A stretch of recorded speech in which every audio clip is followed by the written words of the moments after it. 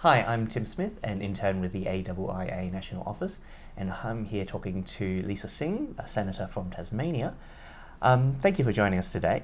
Thanks, Tim. You've just recently been at the UN General Assembly helping out as a parliamentary advisor for the 71st session, I believe. Now the 72nd session is starting, and it looks like Australia is going to be securing a seat on the Human Rights Council. Does Australia deserve a seat on the Human Rights Council? Well, deserve is an interesting word, I suppose. I think for me, I see this as an opportunity for Australia to do a lot of good in the human rights space.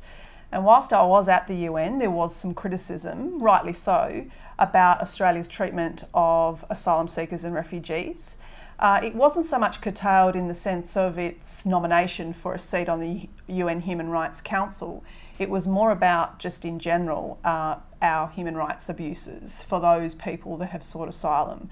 Now I see this opportunity for us to now gain a seat on the Human Rights Council, which it looks like is going to happen overnight, as a way in which we can actually kind of clean up our own backyard.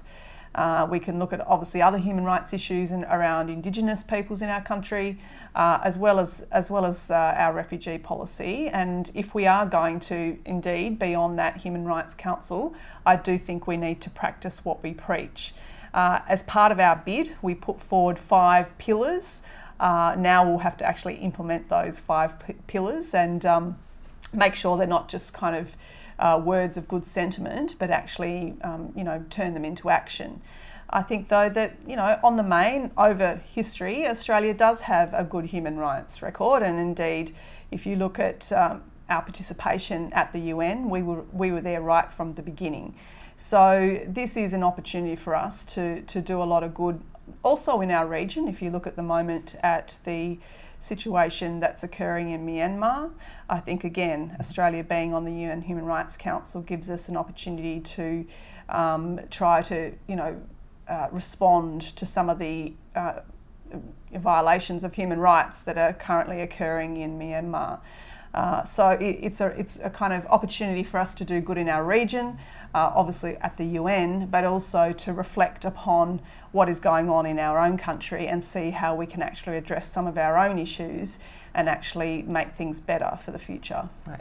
And you've been speaking today at our national conference, and the theme of this year's conference was foreign policy in an uncertain world. Do you think that the UN still has a place as an effective actor in the foreign policy realm? Absolutely. In fact, I think it has a place now more than ever. Of course, the UN today is not the UN from 1945. It doesn't have 51 members, it has 193 member states, and that does make multilateralism a bit more of a challenge. But at the same time, I think if you look at recent history, multilateralism is still working really, really well. In fact, only just last year, the Sustainable Development Goals, part of that 2030 agenda for sustainable global action, came into force, which was an incredible feat to get 193 countries to sign up to ensuring that we have kind of 17 principles to make our world a better place and really protect people for the future. There's Paris Agreement, another fantastic example. Again, a huge groundswell of support from our member states. So clearly the UN does have a role also in a foreign policy sense. And unfortunately though, there are hurdles to its capacity.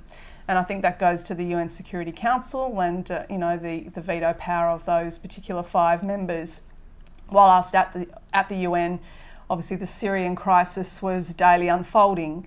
There are a number of resolutions that were put forward by countries such as France and New Zealand, who was chairing the UN Security Council at the time. All of those resolutions were constantly being vetoed by one particular veto-powered member of the Security Council. So there's some of the challenges in the ways in which I think the UN does need to be reformed into the future. Of course, that conversation's been going on for a little while now. Kofi Annan put forward a paper a while ago on that, but it's no reason to give up. And in certain terms, our position on this UN Human Rights Council has only come about because the UN Human Rights Council was created out of UN reform from Kofi Annan's initiative in 2006. And I'm aware also that slavery is a particular issue that you're very passionate about dealing with. What forms does slavery take in the modern world, and how pervasive is it? Well, Tim, isn't it bizarre that it's 2017 and here we are talking about modern slavery?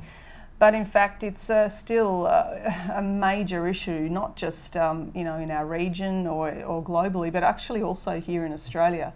So at the moment, I've been participating on a Foreign Affairs and Trade Parliamentary Committee looking at introducing a Modern Slavery Act. Obviously, this is something that's already been in place in the UK now for a couple of years. France followed suit, I think the Netherlands as well. So we're looking at some of the legislation in those European countries, looking at ways that businesses can kind of clean up their business supply chains in a globalised world. You know, you may have a product on the shelf in the supermarket that had a number of businesses that helped make that product that may have had child labour in it that the average Australian consumer wouldn't have a clue about. So this is about transparency and exposure of ensuring we can stamp out slavery through businesses participating. But also more broadly, I think that the UN has an ongoing role at looking at people smuggling, human trafficking, child labour. All of those issues fit under the umbrella of modern slavery. And again, I think Australia can and should play a leading role in that space. Well, thank you very much for joining us. Thanks, Tim. For more great interviews like this, be sure to check out our YouTube channel, AIIA Vision, and look at our blog, Australian Outlook. Thank you.